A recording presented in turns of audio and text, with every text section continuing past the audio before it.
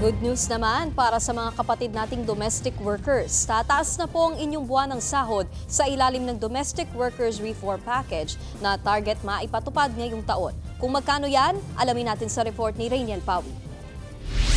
Pagtitinda ng gulay, prutas at merienda sa Mandaluyong ang pinagkakakitaan ni Belinda. Dito na siya kumukuha ng pantusto sa 3 anak at mga gastusin sa bahay. Minsan sapat pero madalas kulang daw talaga ang kita sa pagtitinda. Kaya naman nagplano na siyang mag-apply bilang domestic worker sa Canada o sa Middle East. Sa perception ko kasi, meron akong paniniwala na mas maayos ang buhay ko doon kung sakasakali.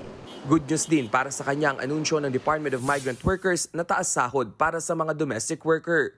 Sa ilalim kasi ng Domestic Workers Reform Package, mula 400 gagawing $500 o higit 28,000 pesos ang minimum base pay sa mga Filipino domestic worker.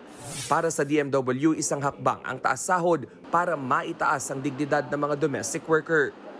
The new wage floor reflects the recognition of domestic work as work of equal value, deserving of fair compensation.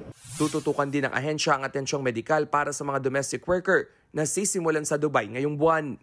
Annual medical checkups will be implemented in 2 phases. First, voluntary basis muna.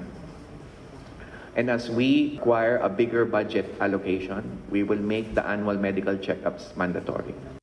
Ilan pa sa nakapaloob sa Domestic Reform Package ang Know Your Employer Protocol para alam agad ang sitwasyon ng OFW. Magsasagawa rin umano ng upskilling para mabigyan ng ibang oportunidad ang mga domestic worker. Ang lahat ng yan target maipatupad ngayong taon.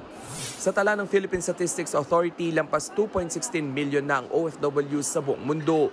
At kada taon, nasa 172,000 na Filipina ang umaalis ng bansa para magtrabaho bilang domestic worker. Karaniwan nilang destinasyon Southeast Asia, Middle East, Amerika, Canada at ilang European countries. Nagbabalita mula sa Frontline, Rainiel Pawid, News 5. Mga kapatid, Nikki de Guzman po. Para sa mga impormasyong dapat ninyong malaman, mag-follow at mag-subscribe na sa social media pages ng News 5.